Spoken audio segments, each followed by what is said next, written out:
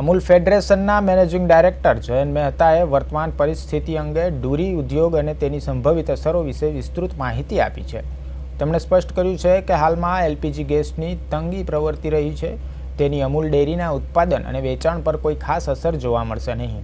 આનું કારણ જણાવતા શ્રી મહેતાએ કહ્યું છે કે ડેરી પ્લાન્ટ્સમાં દૂધ ગરમ કરવા માટે બોઇલર જેવી વૈકલ્પિક વ્યવસ્થાઓ સજ્જ છે, જે ગેસ પુરવઠામાં અનિયમિતતા દરમિયાન પણ ઉત્પાદન પ્રક્રિયા સરળતાથી ચાલુ રાખી શકે છે. આ ઉપરાંત અન્ય વૈકલ્પિક ઉર્જા સ્ત્રોતોનો પણ ઉપયોગ કરવામાં આવે છે, જેથી દૂધ અને તેમાંથી બનતી વિવિધ બનાવટો ઉત્પાદનમાં કોઈ પણ અવરોધ નહીં આવે. તેમણે ખાતરી આપી છે કે આ પરિસ્થિતિને કારણે દૂધની ઉપલબ્ધતા અને તેની ગુણવત્તા પર કોઈ પણ નકારાત્મક અસર થશે નહીં અને ગ્રાહકોને નિયમિતપણે દૂધ ડેરી ઉત્પાદનો મળતા રહેશે. આ નિવેદન ડેરી ઉદ્યોગ સાથે જોડાયેલા લાખો ખેડૂતો અને ગ્રાહકો માટે રાહતરૂપ છે, જે દર્શાવે છે કે અમૂલ જેવી મોટી સંસ્થા આવી પરિસ્થિતિઓનો સામનો કરવા માટે સક્ષમ આયોજન ધરાવે છે.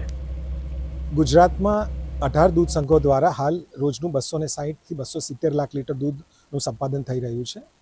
હાલમાં જે યુદ્ધની પરિસ્થિતિ છે ગલ્ફના વિસ્તારમાં, તેના લીધે ગુજરાતના ડેરી ઉદ્યોગ પર કોઈ વિપરીત અસર પડવાની શક્યતા નથી.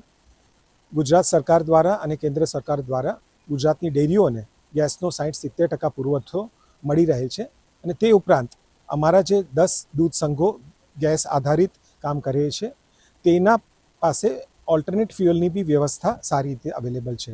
એટલે કે ડીઝલ હોય, ફર્નેસ ઓઇલ હોય, બ્રિકેટ્સ હોય, તેના દ્વારા અમારી ડેરીઓનું કામ યથાવત છે અને પહેલાંની સ્થિતિ મુજબ જ સરળતાથી કામ થઈ રહ્યું છે અને કોઈ જાતની વિપરીત અસર આપણા ગુજરાતના ડેરી ઉદ્યોગ કે આપણી સાથે જોડાયેલા ખેડૂતો માટે દેખાતી નથી.